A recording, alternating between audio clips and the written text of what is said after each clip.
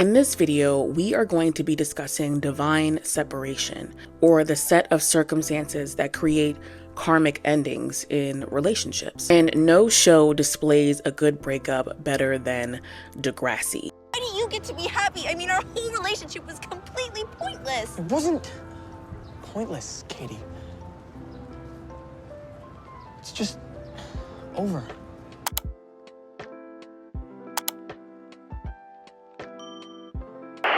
What's interesting about Degrassi is how many couplings can exist in a single show and in a single series. And if you are a religious Degrassi watcher, then you can quickly pick up on the storylines that they redo over and over again and just switch out different characters and change one or two elements to create somewhat of a different outcome, but it is basically the same relationship that we're watching over and over again. But the reason why I like using that as an example to talk about real things that we deal with in our relationships is because a lot of times it really only comes down to one small decision.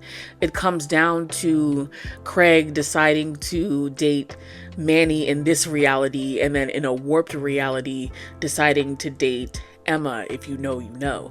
Life is really just like that, where you make one decision which leads to the next one and the next one and the next one, and ultimately that shapes a certain outcome and it shapes a certain relationship.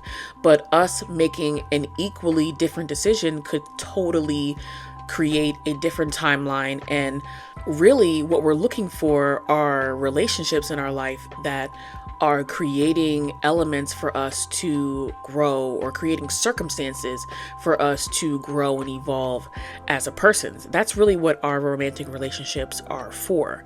They're designed to facilitate our spiritual growth, but the ego perception around separation and the idea of being attached physically to someone or something is what has caused confusion for most when it comes to relationships and separation. Degrassi highlights important red flags in relationships where one partner is open to expansion and the other is not. While it comes off like innocent, fear-based heartbreak, avoidance, regular rite of passage breakup types of situations, a deeper look at some of these relationships can show how manipulative some of the actions can be by the partner who is fear-based and controlling. Relationships are designed to show us where we need emotional growth. So the concept of bearing through difficult times in a relationship can be a part of one's emotional growth, but so can breaking up. So here are some signs and potential motivations behind why a stagnant partner may try to hinder a flourishing partner or relationship, which will ultimately, or should ultimately, lead to a healthy divine separation. Your speech was so inspirational.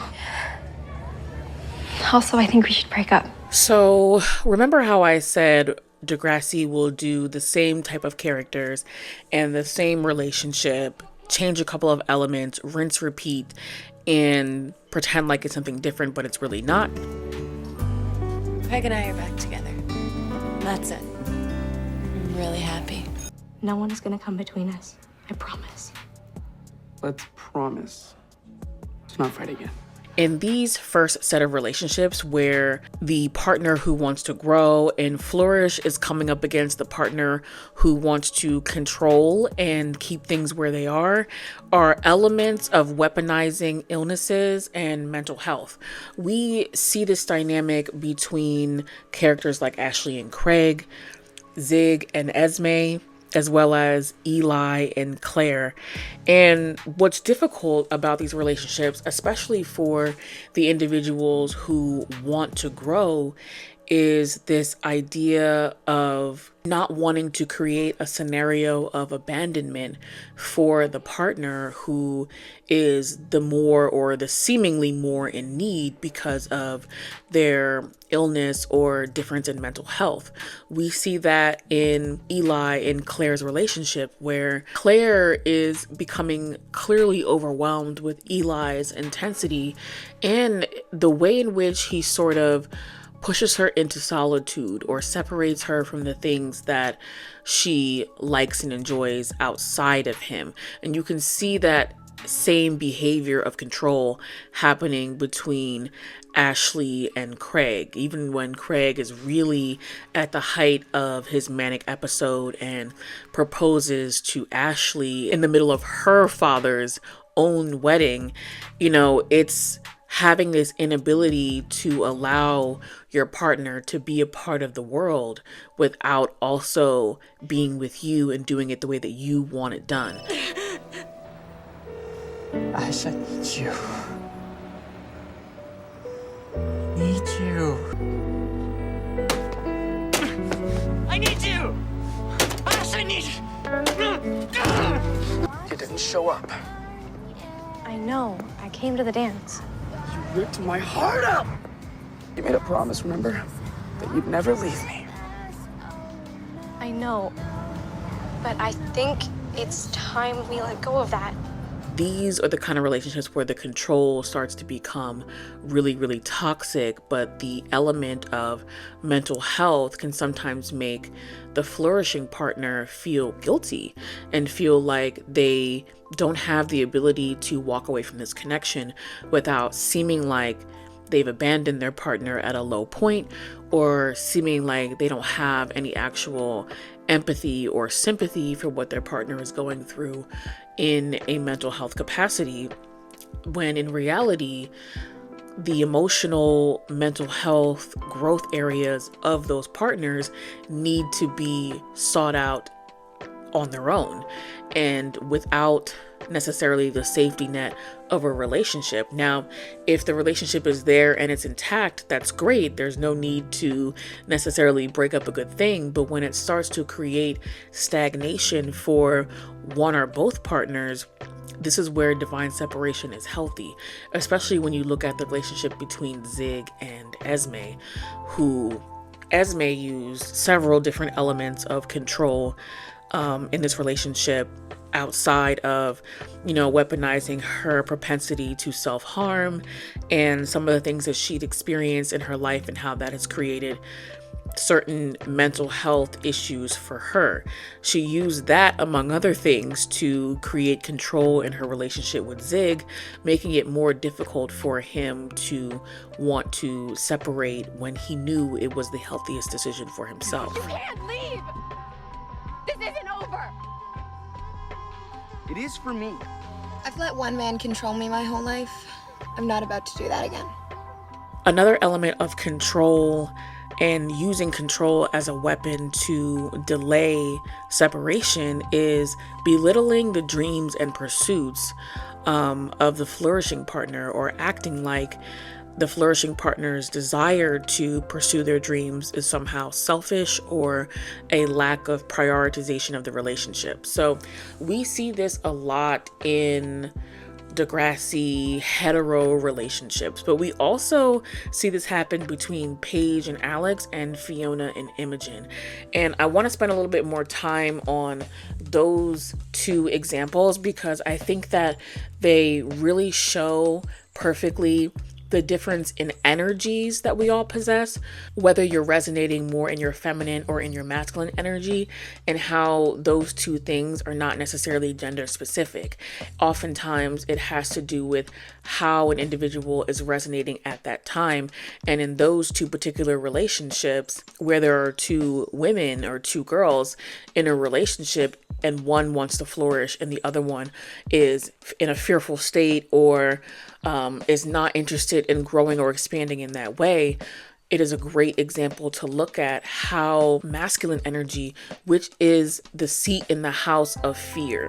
What do I mean by that? So Oftentimes, when we are in a fear state, it is rooted in our masculine energy internally feeling insecure. Whereas when we're in an emotionally wounded state, that is our inner femininity being in a wounded place. In this section, I just want to briefly go over some of the hetero relationships where we saw individuals having their dreams belittled, or whatever they wanted to pursue for themselves belittled by their partner, and ultimately gaslit into believing that them going after their dreams was somehow selfish, immature, misguided, and they continue to get this polarized response from their partner, which is another telltale sign of a much needed divine separation. I feel like Allie went through this with almost everyone she dated. You said you couldn't go to the dance, Yeah. so you made me look like an idiot? That was a great plan. I have to present my experiment to someone from the Massachusetts Institute of Technology this afternoon because they might want me to go there kind of next year. Are you serious? It's MIT. The chances of me getting in are practically nothing. So. Yeah, I like those odds. it's my life and my body, and we can't just throw away our futures. It's me you're throwing away here, right? Right? I mean, you want to get so far away from me that you're willing to have an abortion to do it. Like, how selfish can you be? Dave. I can't keep pretending. But I do love you, Dave. Look, between your classes, your study breaks. It's not all gonna be an epic romance. Maybe not, but I don't want to settle for less. So this is all my fault? You checked out ever since you got into MIT. Well, excuse me for having a future. I've always supported your future. There's a trial period before I can give someone the girlfriend label. Okay, so what? I had to pass some kind of test? Yeah. And you failed. Well, you can come with me. What about to you? I don't know. No, because you didn't think about me at all. Almost everyone she dated had an issue with how brilliant she was, how many opportunities she had, and what she could do for herself. I thought it was the most egregious in her relationship with Dave, but you even saw this in her relationship with Drew. And while it was more mild with Drew in the sense that he didn't outright tell her not to attempt to graduate early and go to MIT like Dave did, or not to go to a science summer camp like Dave did, he definitely used the fact that she was smarter or intelligent as a means to belittle her in some ways in the relationship and pedestal another feminine who was offering something that was more beneficial to him. And that's one of the reasons why Allie tried to overcompensate a lot by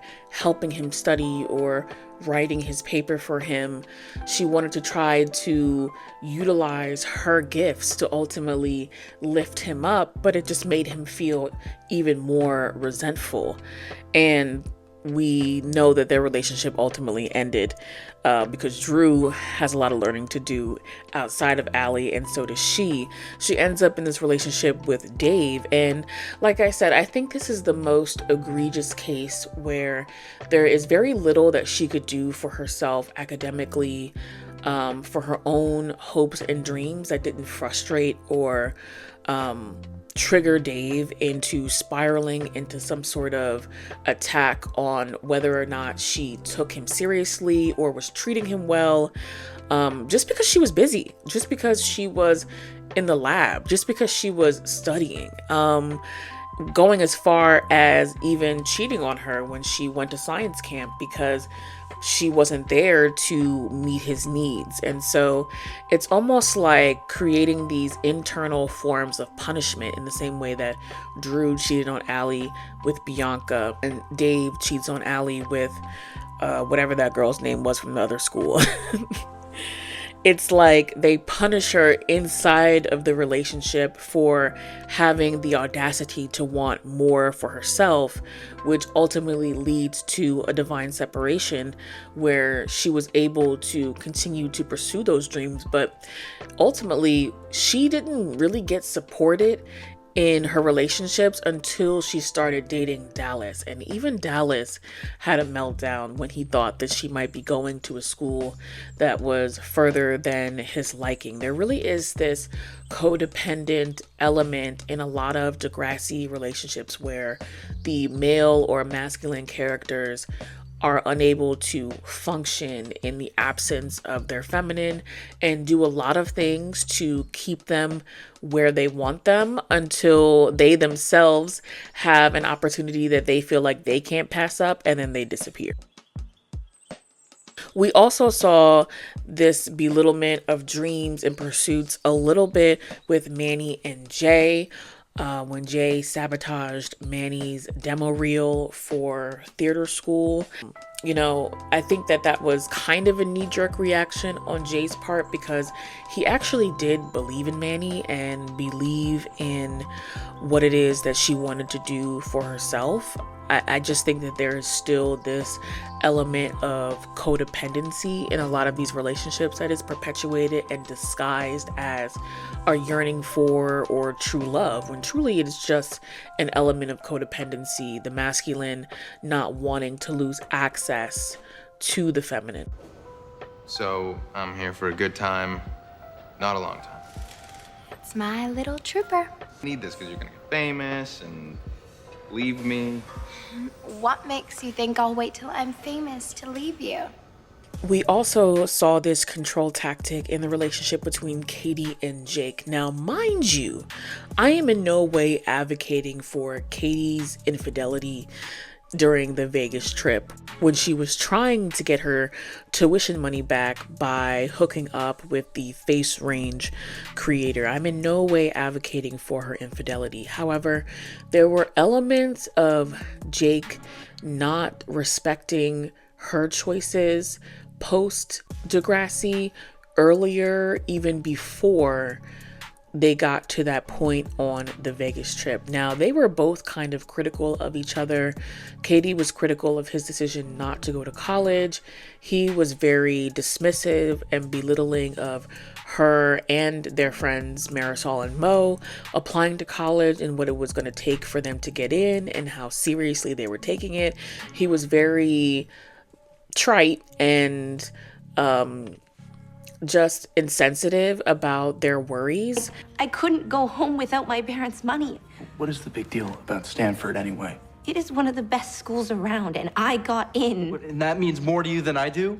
In the same way that Katie was looking down on his choice and thought that he was being irresponsible, but you still continue to see a lead up of him not being supportive of what Katie wanted for herself.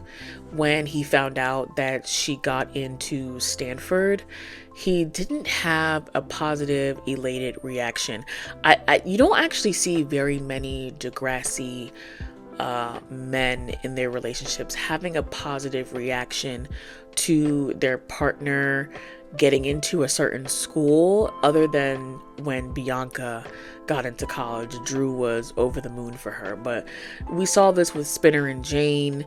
It's just like a constant trope where the masculine is really, really unhappy with this particular feminine's ability to flourish, grow, and move forward in life. But this got really egregious, this level of control, when you looked at the relationships between Paige and Alex and Fiona and Imogen. When you look at Paige and Alex, what I find most interesting about their relationship is the ways that they took on the feminine and the masculine roles interchangeably.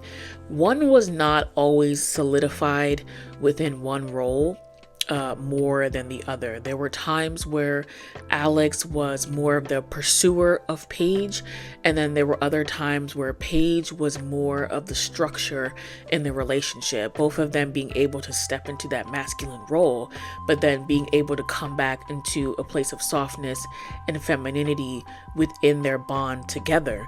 But we saw this control and this issue of needing a divine separation when Paige was working in fashion and entertainment, and Alex was crashing at the Degrassi college house where Paige was living with Marco and Ellie. At that time, Alex was very lost. She had gone back to Degrassi to up her grades, but we never really got any understanding of why she wasn't applying to colleges moving forward. Like, I kind of thought that that was the point of her going back to Degrassi, to improve her mark so that she had a better opportunity at secondary education. But maybe it was something financial, because I feel like they were putting a lot of emphasis on the fact that her mother's relationship with her toxic boyfriend was somehow creating an issue for Alex in the space of stability, which is why she was staying with Paige at the college house. But I just was always confused as to why she didn't start applying to colleges. At one point during the Thanksgiving episode, she'd spoken briefly about going to Banting, but this is before Paige had her flame out, and we fast forward to the point where Paige isn't in school anymore. She's just working in fashion, and somehow Alex just isn't doing anything. And when Paige decides to lock into her career, Alex finds every reason to belittle what Paige is doing, whether she is unhappy with how much the company that Paige works for is paying for certain things for their brand, and she's offering to help Paige and then ultimately falling short because of some moral high ground she felt like she was standing on. It was really just an element of her trying to express control. Paige was blossoming way outside of anything that Alex ever viewed or thought was possible for herself. And that is why divine separation is necessary. I am trying to start a career I actually care about. You actually care about this artificial crap? Paige, you wrap presents and iron dresses like a maid. Sorry if I have principles. You know what? You were better off as a stripper. It is all great to climb up on your high horse, but at least that girl was working for something. I'm sorry. I thought it would be good for you here. Yeah, but I was still alone. I lost you to a fantasy world. This is the right thing to do. But it still hurts. Because as individuals, we have a vision for ourselves, and a lot of times we're in relationships with individuals who are attracted to the fact that we have a wider, more expansive viewpoint on who we think we could be or become, but don't actually have a desire to seek that out for themselves. They like to live vicariously through their partner's ability to do that, but when it starts to become uncomfortable for them, meaning they start to lose access to that partner, that's when you see these elements of belittlement and control. We saw that again in the relationship with Fiona and Imogen. And in this connection, unlike Paige and Alex, these two women were firmly in a feminine or a masculine role. Imogen was very much the feminine in the relationship, whereas Fiona was the masculine in this relationship. And this element is unique because here you have a wounded feminine in Imogen who made a concerted effort to try to stop the growth of Fiona, her partner, who was being offered an opportunity to work for some I want to say it was like an Italian designer, because we all know that Fiona came from the coin.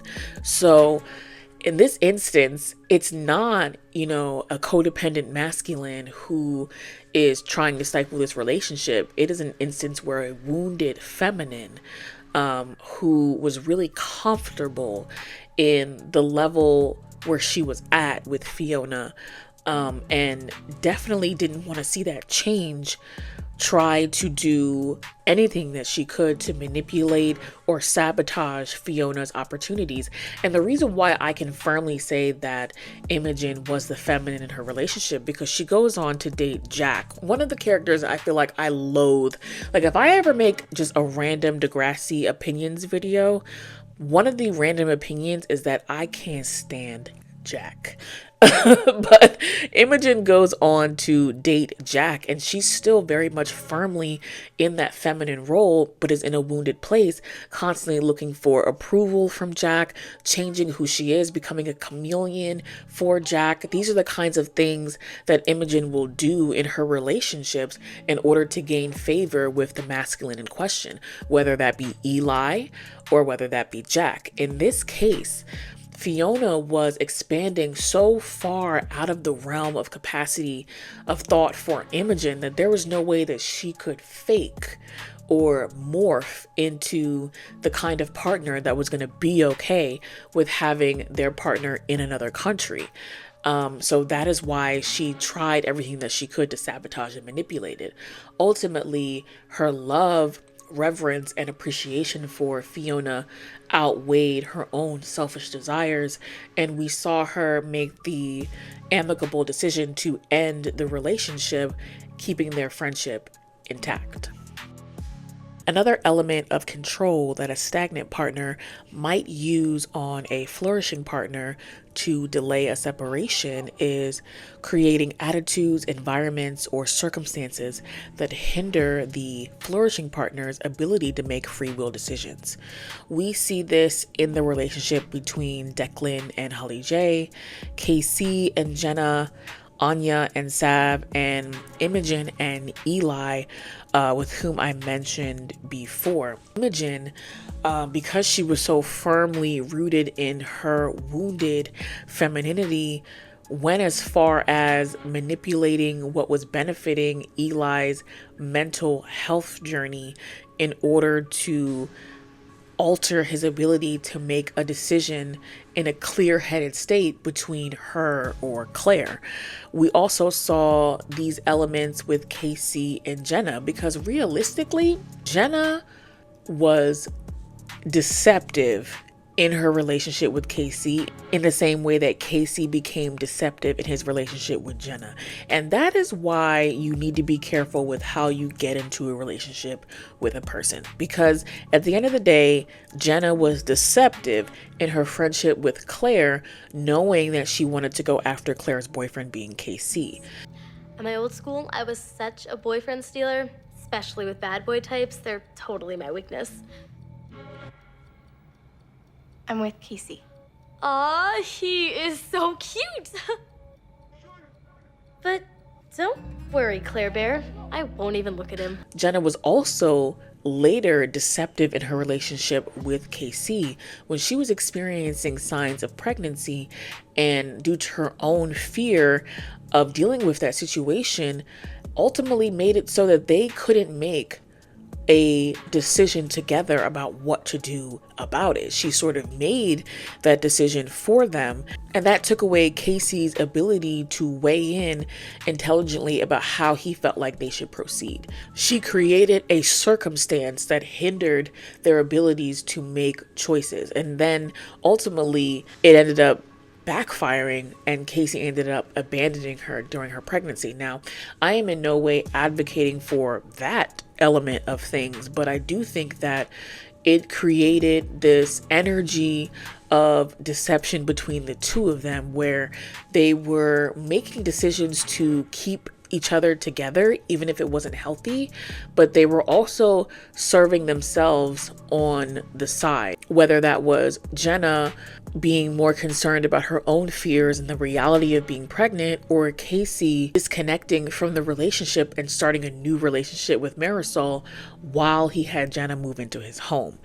They both used creating tension and creating these unhealthy attitudes when it came to decision making in their relationship. But at the end of the day, right, they're kids. This is a fictional show and we remember that, but these are real life circumstances that actually happened. But we saw this in the relationship between Declan and Holly J, where Declan would use the manipulation of his monetary influence to try to alter the free will decisions that Holly J wanted to make for herself. Whether it was choosing to get a job when her family was going through financial issues, choosing not to take his money, choosing to help her parents move. And then, you know, even his worst transgression later on after their breakup, when he chooses, and it was a choice, not to listen to Holly J when she said that she didn't want anything to happen between them on that night. Again, if you know, you know. I'm not going to get into that subject matter. It is definitely a very touchy one, not for this video, but it is another example of how manipulation and coercion is harmful tactics used by partners who are unable to let go, who desire to have control over their other partner, and who are creating toxic elements in relationships. It's not that easy. I thought the plan was that we'd visit each other. Just come for a few days, please. I just can't. Come on. How much will I have to spend before you do what I ask? And then lastly, we saw this element of manipulation and coercion with Anya and Sav, where Anya ends up engaging sensually with Sav under the false pretense that she is on birth control when she knows that she's not. And that ultimately leads to their separation because of her fear that he will eventually have to expand from the place of being able to have this connection and this relationship and do what his parents are expecting of him culturally. She then uses this same coercion and manipulation tactic to get back together with Sav when she fakes a pregnancy under the guise and under the direction of Holly J, but nevertheless, she does go through it. That it's a lie. The whole pregnancy, it's a lie. Really? How could you? It was Holly J's idea. It was supposed to stop you from running. Why would you go along with something like that? Because you dumped me after prom, and I spent all summer crying over it. The only reason why she told the truth is because she just didn't want it to backfire on her, even though it was her choice to ultimately go through with something so deceptive and destructive. And that's exactly why her relationship with Sav was ultimately toxic. So, to wrap up this discussion, I think it's important to look at what drives fear-based decisions in a relationship, because fear ultimately stems from rejection and not wanting to experience rejection in relationships, which is something that I know I personally struggled with. And you never really get used to rejection, you just get more resilient with dealing with rejection. And a lot of it has to do with our ego-based attachments, either to the relationship, to a particular time in our lives that we associate with that person, and ultimately scarcity in our mindset that we won't experience another connection like this or something comparable in our future, which just comes down to inexperience. We come into our human lives not remembering everything that we have learned in the past, and we approach a lot of these heart chakra challenges with a lot of scarcity and fear because we are simply not experienced in dealing with and bouncing back from experiences of heartbreak. And a lot of masculines in particular are typically untrained when it comes to how to receive a blow to the heart chakra and reopen their heart again. We watched Sav as a character go through his breakup with Holly J and have to slowly reopen himself to love. And so of course they had to create a fantastical scenario where his potential new partner would be none other than Kiki Palmer, which I think sometimes isn't the healthiest approach to showing how a masculine can get through a breakup. It sometimes continues on feeding the codependent element in a lot of masculine relationships, as opposed to showing them in a more emotionally developed place because they have done inner work on their own. And there are a lot of just misalignment in ideas of expansion in relationships that drive certain fear-based behaviors. Some partners may not have the same values or just simply do not want the same things. And we saw that in a lot of Spinner's relationship, where he was very content and happy with working at the dot, still being deeply connected to Degrassi years and years after graduation, and he didn't really want to see too many things outside of that. And he had a way of viewing his partners through a specific lens, and then when they no longer fit into that lens, he would implode or self-destruct in the relationship. So we saw that happen with him and Darcy, when Darcy was sort of expanding outside of her clean-cut, straight edge persona and wanting to explore different elements of her sensuality. And then we saw it again when Jane wanted to go to school in California or New York. I think it was California, and then she ended up going to New York, where Spinner wanted their home base to be what it was, and he never wanted to see things change outside of that. And I can't say there's something necessarily wrong with what Spinner wanted for himself. I think it's fine if that is what brought him happiness and peace in life. But sometimes we get triggered in a fear-based place when ultimately we are just not aligned when it comes to our values with certain people that we connect with in romantic relationships. And there's also just a natural outgrowing from one another where pathways diverge because karmic lessons have been met and we no longer need to continue on in this connection. The connection has run its course. We saw that between Drew and Katie. We also saw that when Bianca comes back from college and ends her engagement with Drew. I believe we saw that with Dave and Allie. And we also saw that with Sav and Holly J, where a relationship serves its purpose for the time being, helps you grow and expand, and then once your contract karmically is complete with that person, it is best to just go your separate ways. The purpose of this discussion was to shed some light on a myriad of reasons for separations, normalize them as necessary transitions, and help anyone struggling with detachment.